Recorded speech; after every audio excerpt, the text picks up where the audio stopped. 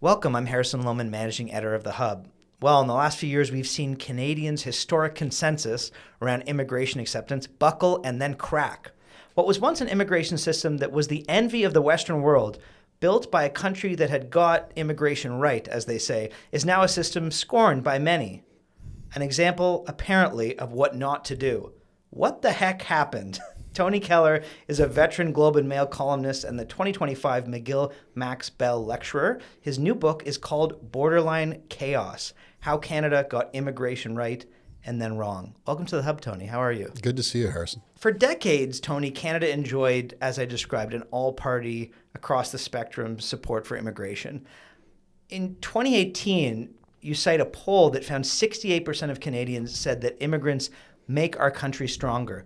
Highest level in the developed world. Not only that, you write, across all ages, which is quite unique. Where did this unique consensus come from? How did it form, do you think? So it's something that I don't think Canadians thought very much about. The fish doesn't think a lot about the water that he's in. And yet for decades, Canada was in this position where there was this all-party agreement. I mean, conservatives, progressive conservatives, Liberals, even the NDP, kind of all on the same page about the level of immigration, which didn't really change from the late Mulroney years all the way through the Harper years. So really get quarter century of immigration rates not really changing.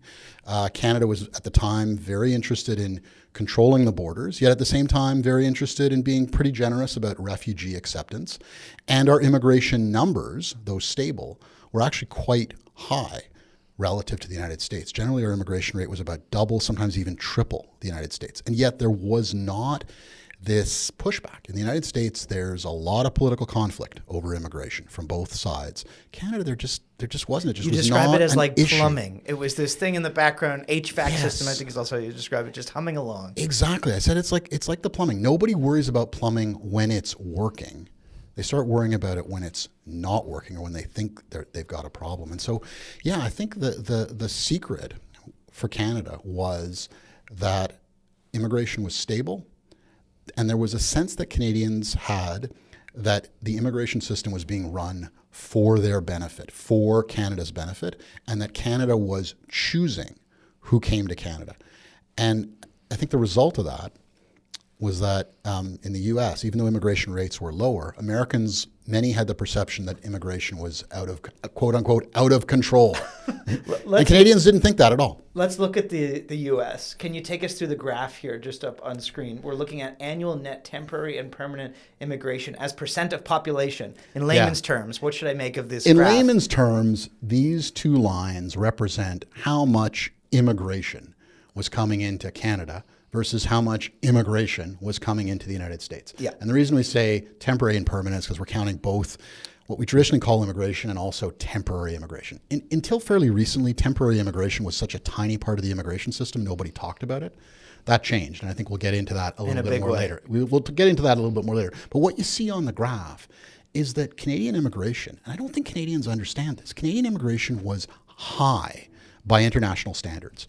From, the Mulroney years through the Chrétien years through the Harper years. It was already about double to sometimes triple the U.S. immigration rate.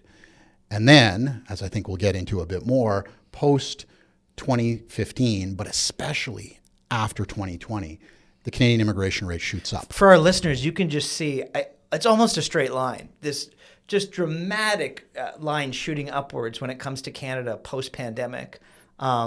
It's going down. But tell me, okay, I want to know, because I think it's 2023 you cite as a specific year where things got a bit wild. Can you tell us why? Yeah, so you have immigration, through the Chrétien years and the Harper years is at around 0.8% of population.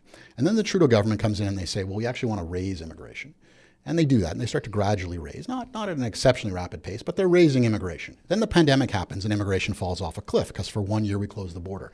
And then the Trudeau government becomes seized of this idea that Canada has a massive labor shortage. And so immigration just goes, the numbers just go parabolic. Who's whispering in their ear? I'm making this sound nefarious. Yeah. It's not nefarious, but who's applying pressure for that to happen? Everyone who they are talking to. The provinces want more immigration.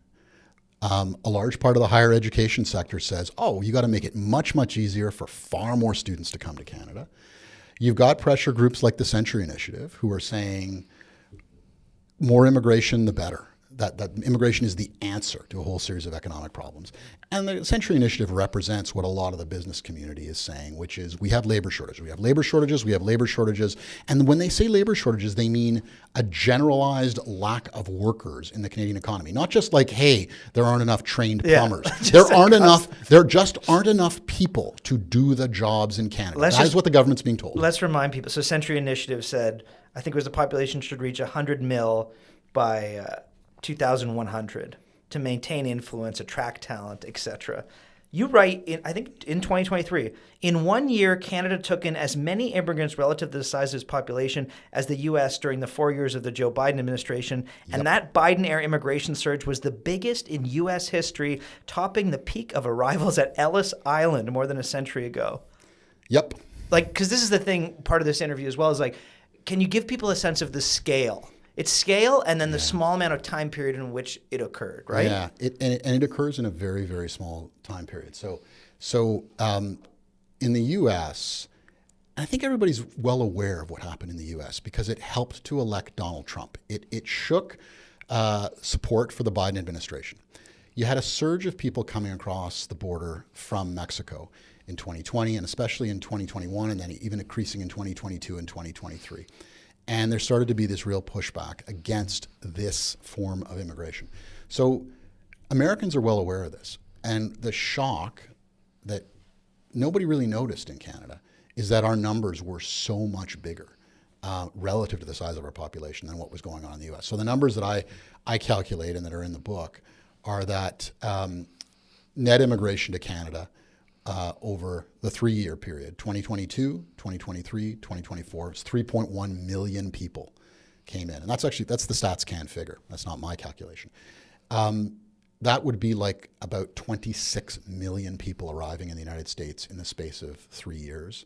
The U.S., in fact, had about 8 to 9 million people in those 3 years. So Canada's immigration rate was 3 times higher than the highest immigration rate in all of U.S. history. Wow. And I don't know if you saw Bernie Sanders recently coming out and even criticizing the Democrats for the rise there. During all this period, though, given the consensus, not much opposition in regards to this, right? As those numbers reach their peaks, right? At the beginning, not much. So no one's pushing back. That's why when you ask, well, you get Maxime Bernier saying mass immigration, but he's a lone voice and he's obviously a radical. And he's on the far right. Yeah. So at the beginning, you asked me who's whispering in the government's ear, and I said everybody, because there was a weird consensus, at least among the stakeholders talking to the government, that Canada needed much higher immigration, and that it especially needed higher immigration because there had been this year of low immigration because of the pandemic. So now we're in a panic. We got to have more,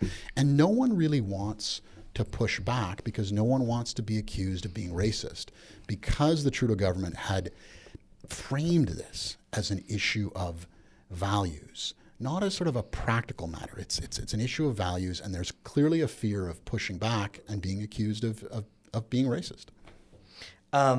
You mentioned that just understanding the different types of immigration, that what wasn't being understood is the folks using the side door. What is Canada's side door? Yeah, so when we were talking about the immigration numbers just a moment ago, and I said, immigration traditionally was immigration. It was people coming to Canada from overseas to become permanent residents of Canada, and eventually citizens. That's the last step before citizenship is permanent residency. What we created was a system where a whole lot of labor started to come to Canada, labor and students started to come to Canada under temporary immigration. Notionally temporary, because all these people want to be permanent residents of Canada, overwhelmingly. So we went from the side door being very, very small to, by 2022, Canada is getting more temporary residents than permanent residents. And by 2023, Canada is getting about twice as many temporary residents as permanent residents. So when the government would talk about its immigration numbers, the Trudeau government would say, well, we were at about 250,000 when we came into office. We're aiming to go to about 500,000. that was sort of a fantasy number because that immigration was the permanent immigration number. It didn't count the temporary streams, and the temporary streams had become larger. And so that's how the government can talk about 500,000 immigrants in 2023, and yet the actual number in 2023 was 1.3 million. You mentioned, low-wage workers, making comparisons to us in the UAE now. Student visa, folks working on the side while apparently being students.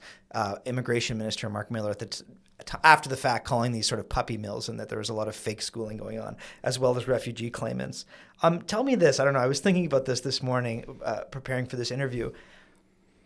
Are you surprised there was no whistleblower or someone within the system that was raising the alarms here, given how historic these rises were? And I add that I'm not sure people understand whether someone was asleep at the switch or whether this was on purpose. Can you fill in some of the gaps there, So Tony? there were definitely, I wouldn't even call them whistleblowers. I would just say people who said, who pointed out, this has some problems. This has some downsides. This has some defects.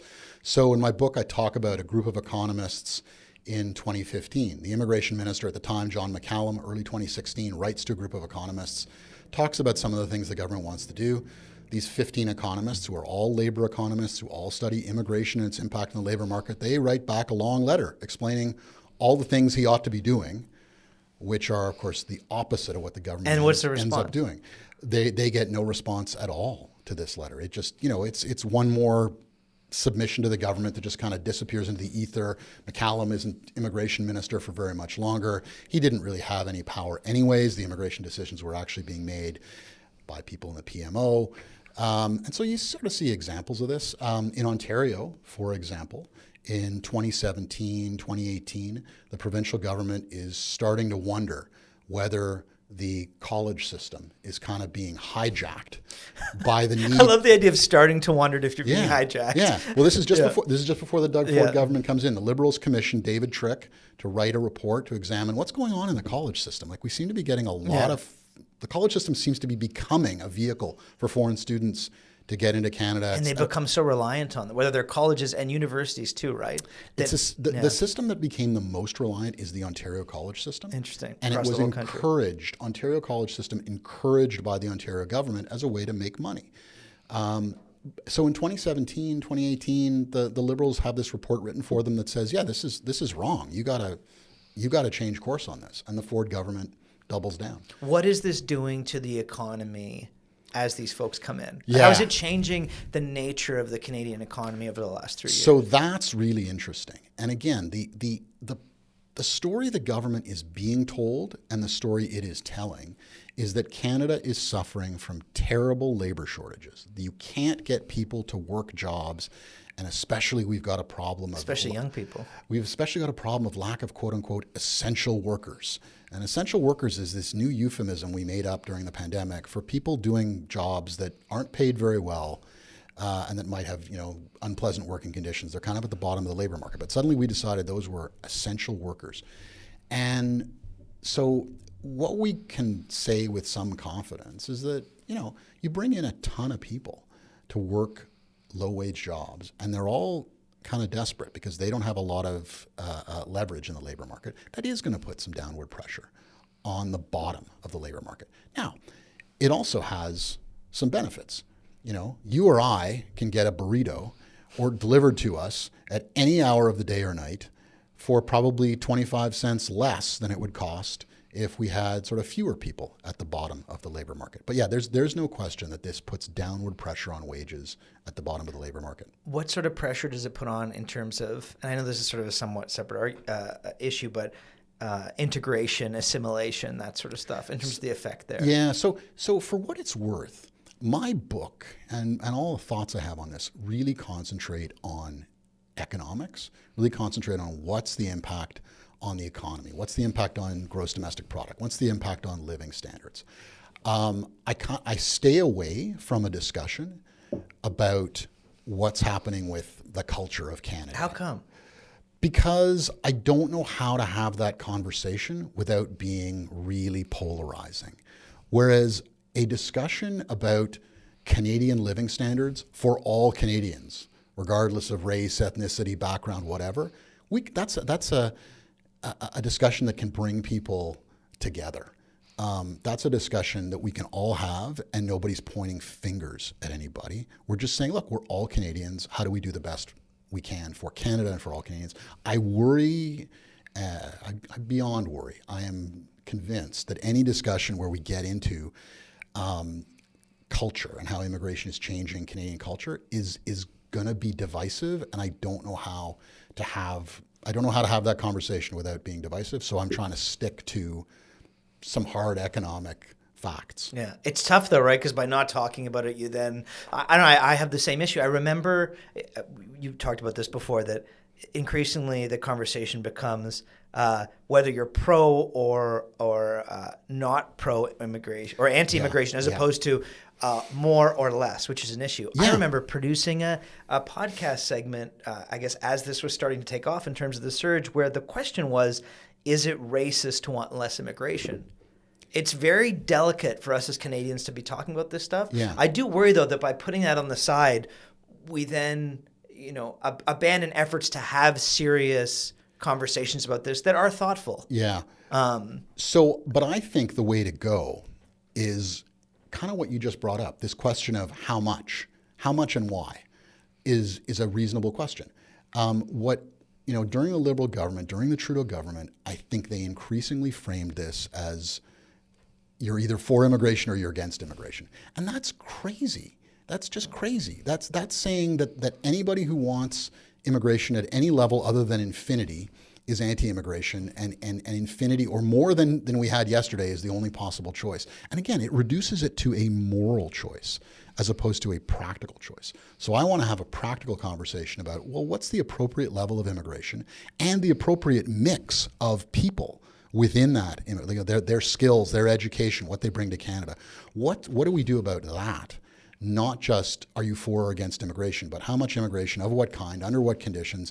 And that's the conversation. So to come back to where we started this conversation, that's why Canadian immigration worked for so long, is that the parties, whether they were the Conservatives, the Progressive Conservatives, or the Liberals, when they talked about immigration, they talked about these practical questions, like how many, who, under what conditions. The point system, we heard about it constantly. Yeah. This was the thing, this was a part of the Brexit conversations in the UK. We want the immigration system that Canada has. We want the point system. It is thoughtful. It is hard-assed, as you write in the book, but it's smart in that you're picking people who have skills that can better the country and fill in gaps. We get to this point in fall 2024, comparing to the polls that you mentioned earlier, where 10 years or so later, polls now show 72% of Canadians think immigration is too high. How is that then affecting politics? So it's clearly affected politics because late in the Trudeau government, they started to try to pull back these numbers. It's easier to open than to close, but they started to try to pull back. And the Carney government is continuing to try to pull back. And that's going to be challenging. Here's what I love. Can I just mention, Tony, I hear the budget speech, and Minister Champagne, I don't know if you picked up on this. Did you pick up on his language? We are taking back control of the immigration system, which I found interesting. Taking back control from yourselves. You've been in power for 10 years. It's the same folks kind of in charge. Like, how much faith do you have in that statement, and what did you make of it? So I thought that was a very interesting phrase. It's used a few times. Also used during the Brexit conversation. Bingo. And I talk about it in my book, and I talk about it saying this was used during the Brexit conversation, and it was used because of a sense that a lot of British people had, that things are out of control. Not just immigration, but things are out of our control as British voters. And it was very powerful to appeal to those voters to say to them, if you vote for Brexit, you are, quote unquote, taking back control. Now, I think Brexit was a terrible mistake, but I understand the appeal of that slogan and that message. And I'm very interested in the fact that the Carney government has used that because they get it. They do actually seem to understand this is what bothered Canadians. Canadians had a sense that the immigration system was under control. Under control doesn't mean low immigration. It just means we decide who's coming to the country and under what conditions. And then they had a sense, starting in 2022, hang on a second, this is out of control. It wasn't plumbing anymore. It was front and center. It was a worry in their lives. The government's not running this for our benefit. It doesn't seem to be really running it at all, and it doesn't seem to be operating for our benefit. So that phrase, take back control, I think it's really important for political scientists, political observers, political technicians to sort of understand, people want to have a sense that the government is governing for their benefit. It's not a bad message. You write that it should probably be the Liberals that fix it because they done broke it, as some would say. But do you have faith? Do you have faith the people that broke it to then fix it? Usually you want to hand it over to someone else, right? So it's really interesting you bring up that point, because I wrote about this about a year and a half ago. So before the election? Maybe even, long before the election, maybe even 2 years ago. And I said, listen, the Liberals have to fix this. Because if the Liberals try to run on, no, higher immigration's a great idea, and in fact we want to keep going, that will radicalize Canadian politics. If the Liberals are digging in on this policy and the Conservatives are opposing them and saying do the opposite, the Liberals will then be radicalized to the left, the Conservatives will be radicalized to the right, and we're going to have a terrible polarization of Canadian politics. So I think it is exceptionally important that it's the Liberals who do this, so that the Liberals come back to the center, as opposed to the Liberals continuing to move left on this. And again, I think that's what they've tried to do, is to try to come back to the center.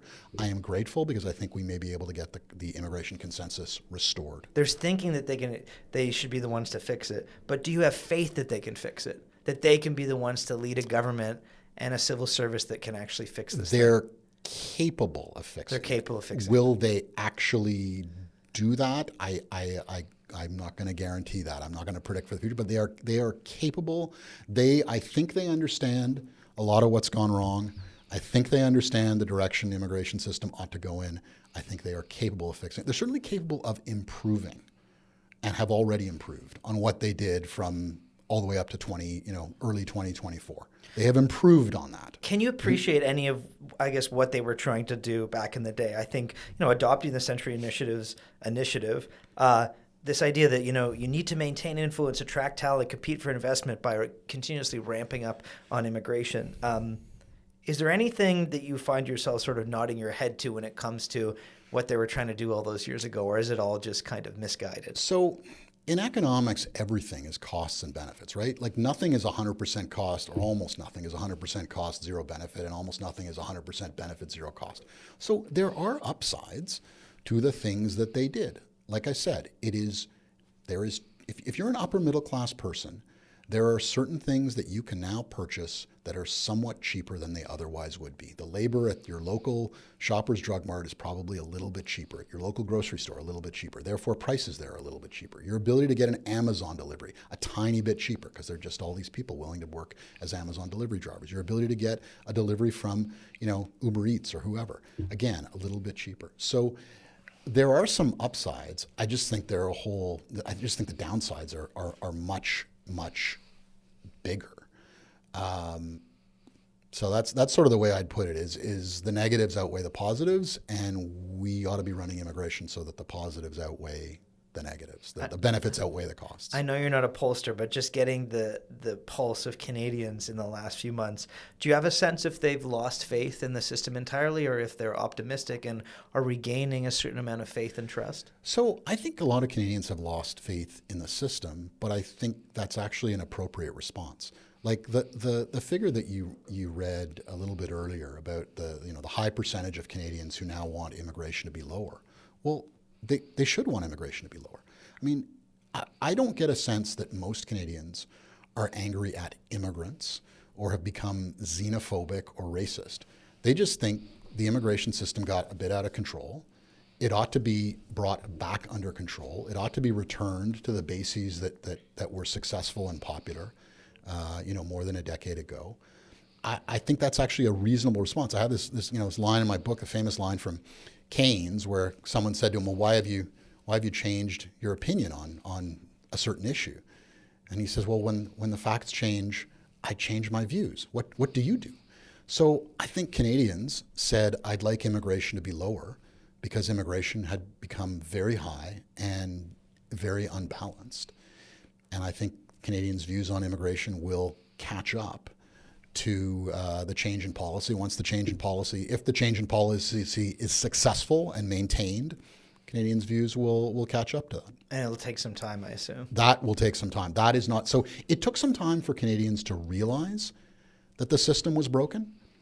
You know, the wheels are falling off and everyone's saying, oh, I think immigration's great. I think Canada's wonderful. I think Canada's doing a great job. And also people like me are not in the media are not saying boo.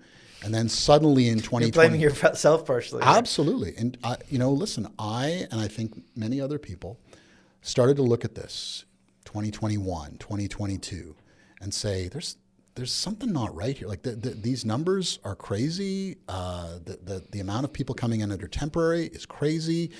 The number of people going to what are basically fly-by-night schools seems to be completely out of control. And this is like nothing we've ever seen before. And hardly any of us were willing to say anything about it. You know, I in my own mind, I can say, I would say, well, I'll write about this next week. I'll write about this next week.